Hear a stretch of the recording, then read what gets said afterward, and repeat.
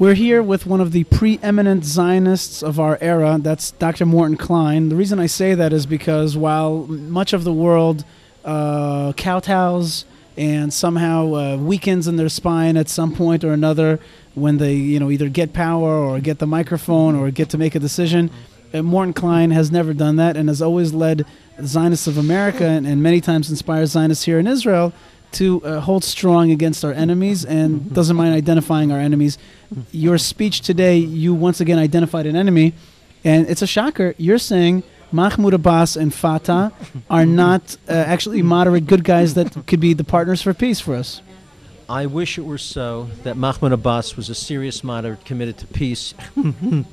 But even in the last 2 weeks, Mahmoud Abbas, on the occasion of the death of George Habash, one of the most notorious terrorist killers in history, the head of the PFLP, Palestinian Front for the Liberation of Palestine, when he died 2 weeks ago, Mahmoud Abbas called for 3 days of mourning in honor of him, called for all the flags to be put at half-mast, publicly called him a hero, and that this was a terrific loss to the Palestinian people.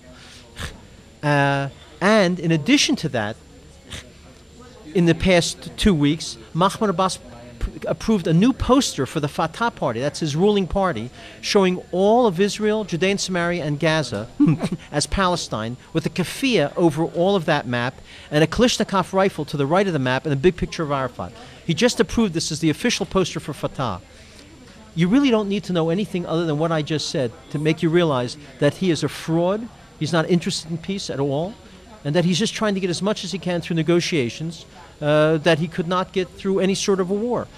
But of course, in addition to these sorts of things, we should never forget this man was a career Holocaust denier. He wrote a PhD thesis and a book saying the Holocaust never occurred. He co-founded the terror group Fatah. He refers to terrorists as heroes, as martyrs, and has praised Hamas, by the way, until he's had this political problem with them.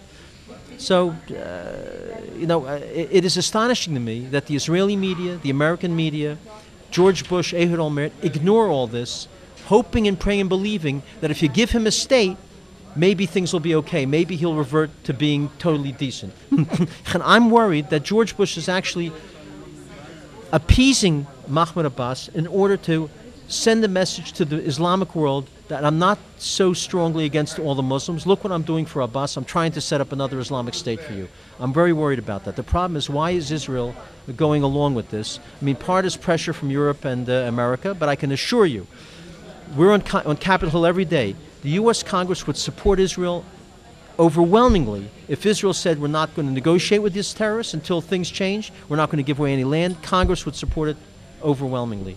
And I don't think the Israeli government here appreciate that reality. They may appreciate it, but that's not the direction that they're trying to push in. They're trying to push in the direction of a giveaway of Judea and Samaria as a follow-up to the failed giveaway of Gaza, the eviction of the Jews of Gaza. Do you think that is exactly where the government is heading? Do you think that... Olmert says in almost every speech that a state is good for Israel. And a Palestinian state. A Palestinian state. And in fact, I spoke with Ehud Olmert. He's an old friend of mine. I've known him very, very well. And when he said to me that we need a Palestinian state, this way, they'll be there and we'll be here, I say to him, statehood and sovereignty does not resolve the problem. When you have a culture promoting violence and hatred against Jews, statehood strengthens it. And I say to him, as I say to congressmen all the time, I say Syria has a sovereign state, North Korea has a sovereign state, Iran has a sovereign state. Are they lovely? No, they're monstrous. In fact, I wish to God they only had autonomy. The sovereign state makes them stronger in their ability to promote their vicious ideological agenda. A Palestinian state will make things worse, not better. And too few people, I'm afraid, understand that reality. What about the eviction of the Jewish peoples? That is also part of the... Ehud Olmert has told me personally that his plan is to throw out 70,000 Jews from Judea and Samaria. Now, that's what he tells me. Does that mean it's really more? But he even acknowledges to me 70,000 will have to be removed. Now, after this disaster of throwing 10,000 Jews from Gaza and northern Samaria, and the Jews who have been forced out of their homes there are living miserable lives, it's years later, and they haven't been taken care of. How is Israel going to be able to afford and do what has to be done even to make these 70,000 Jewish lives decent again? I can't believe that after seeing what happened to Gaza, after we forced those Jews out of their homes, that the Israeli public would tolerate another fiasco of that nature. I don't believe it's possible. I hope not. You're part of the American, the ZOA, the Zionist Organization of America. Correct. What about American Jews? Where are they at in all this picture? Let me tell you something about American Jews. In recent surveys, I'm talking about just the last few months, 81% of American Jews say the Palestinian Authority's goal is not to have a state side by side living in peace with Israel. 81% say their goal is Israel's destruction. This was not true 5 or 10 years ago. American Jews understand the reality for the first time. They see what's happened over the years. They see the incitement. They see the terrorism. So they understand the reality. And I'll tell you something else. When I speak almost every week somewhere in America, and usually it's Reform and conservative synagogues. The Orthodox, for some reason, don't usually invite me. I don't know why. So it's usually the left-wing Jews I speak to. When those left-wing Jews hear the facts that I lay out as to Abbas's actions, the Palestinian Authority's actions, I get on almost every speech standing ovations from liberal Jews. So even left-wing Jews who are more inclined to make concessions, when they hear the truth, they understand this makes no sense. The problem is the liberal Jews of America have not been educated through the Jewish media or the secular media as to the truth of the Arab war against Israel. Once they know the reality, my experience is they understand this makes no sense at all. So I have tremendous confidence in American Jews, and I think the same problem even with the Israeli Jews. I don't think they understand the reality of what Mahmoud Abbas says in Arabic compared to what he says in English and to the Western media. And I think once they realize that, their views would change too. But I think they're just not educated. Or they're being misled.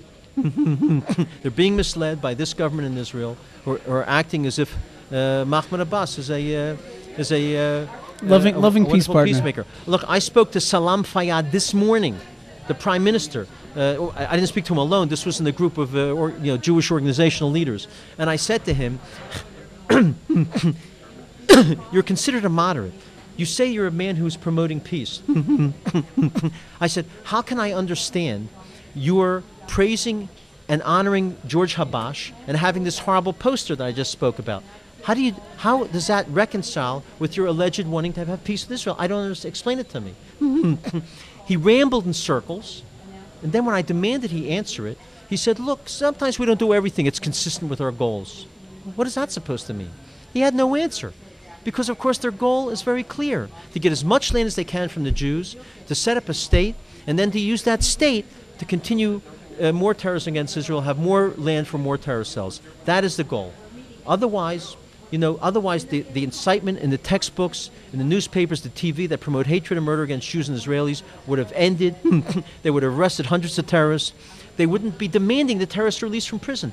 If Mahmoud Abbas and Salam Fayyad are serious about peace, why do they want terrorists out of prison into the streets? That only harms the chances for peace, to have more terrorist attacks. They would want them to remain in prison. What more proof do you need that they're not serious? Their goal is Israel's destruction, and that's why nothing has worked and nothing will work until they recognize that they'll never achieve that and that their lives will be made very difficult until they transform that society that they in which they live.